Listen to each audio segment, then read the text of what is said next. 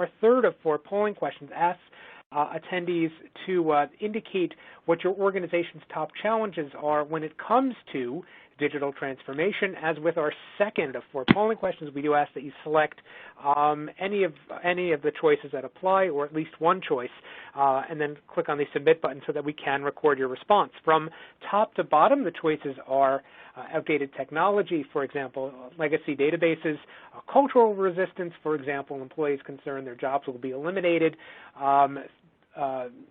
moving on down, security concerns, lack of digital literacy among the leadership team in particular, not knowing where to start, or if there's another challenge not listed above, you're welcome to select other.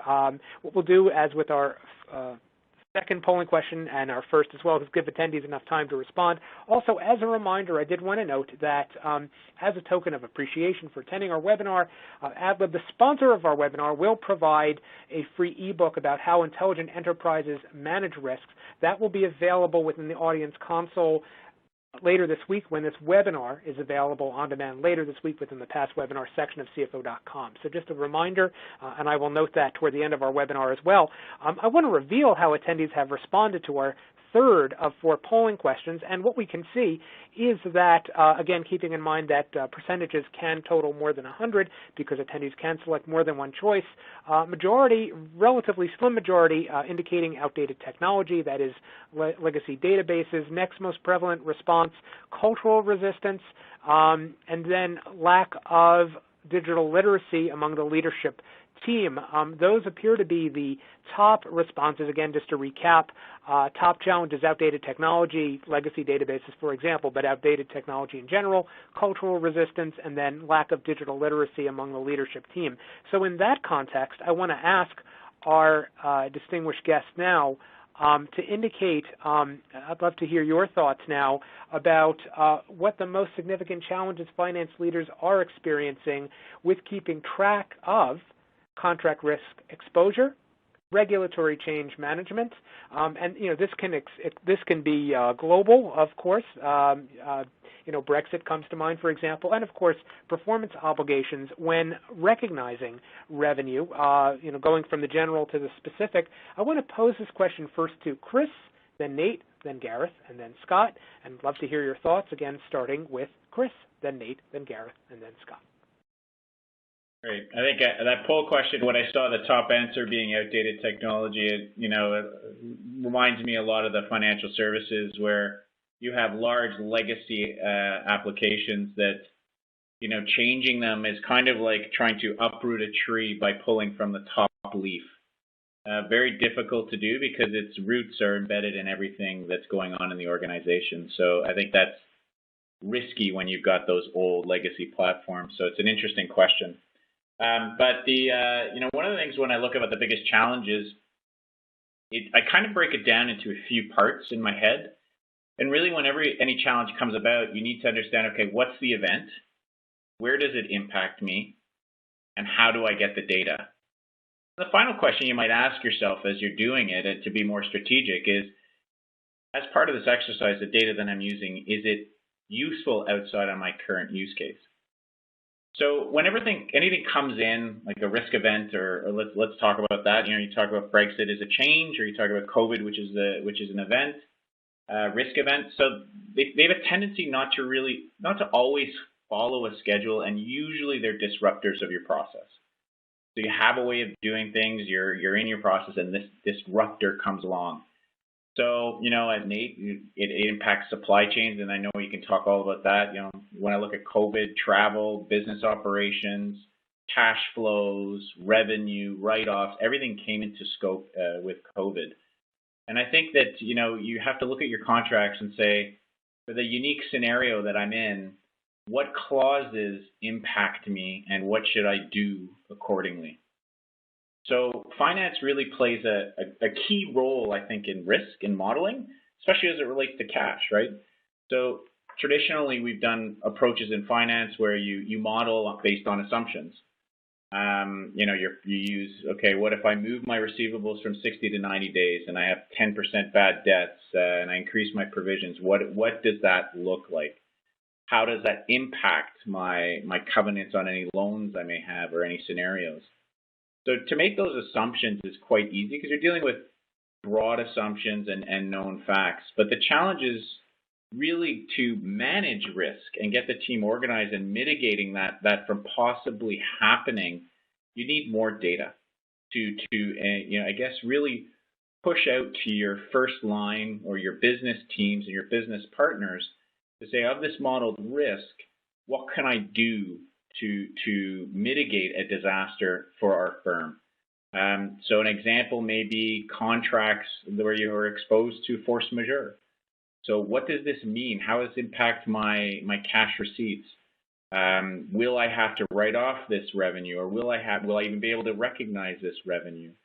If I look at my travel obligations on my contracts and say, well, I prepaid, but I'm not going to be able to travel and have to delay my implementation. What are my contracts that I have as a supplier that may be exposed to these risks that would therefore impact the recognition of my revenue? So I think as you look back and as we've been talking through this, and I found these questions really flow very nicely, guys at CFO, so thank you for putting it together. But it's kind of like we talk about the pains of process and why we need technology to help us get at information quicker, easier, faster, better, and more consistently. And then we understand the pains of not having access to data and the exposure that it has for us. And then finally, a real-world scenario where it may apply. So, I think it's key and critical, and that everybody starts migrating towards that digital journey and start investing in it, because it will help you manage risk, but also be much more efficient as an organization and, happy shareholders. So I think maybe I'll pass it back to you, Joe, for others to feed in on this question. Absolutely. Thank you very much. And I love how you're tying all these considerations together, whether it's a phenomenon or a particular trade agreement or change to a trade agreement, for example. So thank you, Chris. Nate, I'd love to hear your thoughts regarding challenges. Now, we've talked about very specific challenges, but I would like to give you the chance or opportunity to tie them back to the cross-functional collaboration that is essential among operations, finance, IT, and other areas of an organization.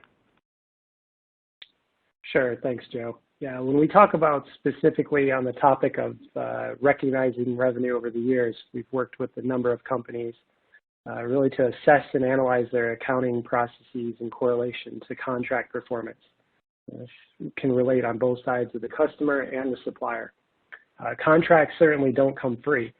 What we see is, and I saw this figure posted online recently, that it costs corporations an estimated north of $6,500 per contract to complete. So it's important that these companies are properly accounting for all of the revenue-related costs that are in these contracts, including, correlating back to the supply chain, the cost of goods sold, the sales teams, the sales commissions, and of course rebates. Most of these costs need to be recognized at a point in time, or in some cases amortized over a fixed period in order to comply for their fiscal policies. So to meet the ever-evolving compliance mandates, we see enterprises must understand where their contracts reside and the risks they contain. This is where we see AI-powered contract intelligence software really helping out, as contract analysis should not be stop at the compliance. It should also include and embrace contract intelligence with risk management, which we've been talking about. We've talked extensively on how manually collecting and consolidating all the information and tying it to revenue, even at a portfolio level, how it can be very difficult for organizations to complete. I can't tell you how many times I've worked with financial leaders that have the massive spreadsheets, 50 to 100 tabs, and a maze of formulas to manage this process. So the common theme in all of these challenges is the increasing time and resources that it takes to manually perform revenue recognition processes, especially under the new guidance. It's time for organizations to seriously consider automation, to look at unlocking growth and expanding without any impediments. An added benefit is allowing the financial team to spend their time on more skillful tasks, rather than spending hours collecting and collating data. So without an automated solution, also companies are facing several risks we've talked about, compliance and audit risks due to spreadsheet manual processing errors, and also accounting guidance changes. We see that often. For public companies, it can result in delays to maybe going to market, IPOs, and also having issues having to do earnings reinstatements, which can become a huge barrier in scaling the business operations. We also work extensively with private equity owners. And this can be a challenge as they grow their portfolio, facing acquisitions or developing exit strategies. So to successfully navigate current and emerging compliance threats, organizations must create a rock-solid foundation of technology and infrastructure that allows them to respond proficiently. Contract intelligence should not stop at the compliance, like I said before. So my recommendation is to thoroughly analyze your revenue accounting policies and practices to see how much money and time you can save implementing these digital transformation tools into your contract lifecycle management. We have seen repeatedly that forward-looking companies who automate decrease their risk, improve their prospects for growth, and have more time to spend on analysis, like I said, specifically on data collection. So I'll end with this. Delivering a successful digital transformation program, which we've seen in the polls, requires buy-in of relevant stakeholders, cross-functional, who have the right skills to design and deploy it, and who share the vision, giving it a purpose, and who are prepared to make changes to achieve it. So with that said, I'll hand it back to you, Joe, for more commentary.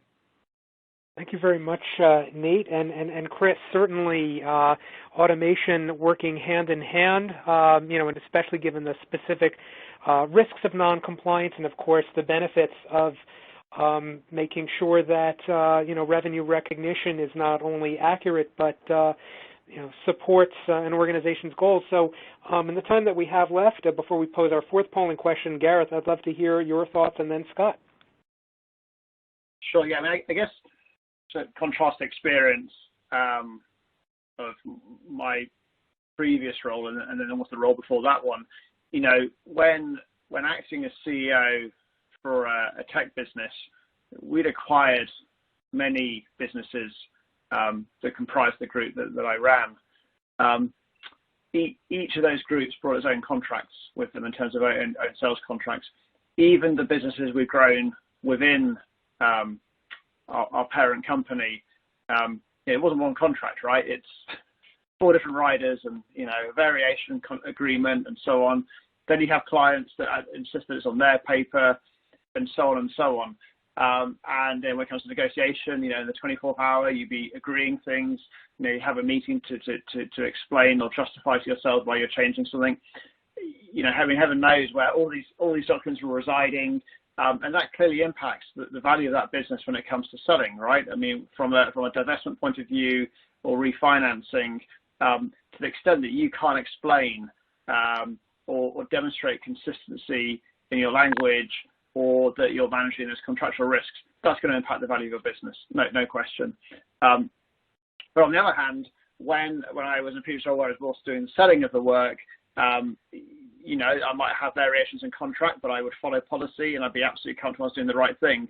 But the point being is the person at the top or the person looking to acquire the business, they simply don't know that. You as a salesperson need the flexibility to make sensible variations to win the work. The person at the top needs to know that those rules are being followed sensibly, and they can explain to any investor that they are acquiring a good business. So I think clearly that is a challenge which I think we're closer to addressing now with the AI capabilities we have to hand.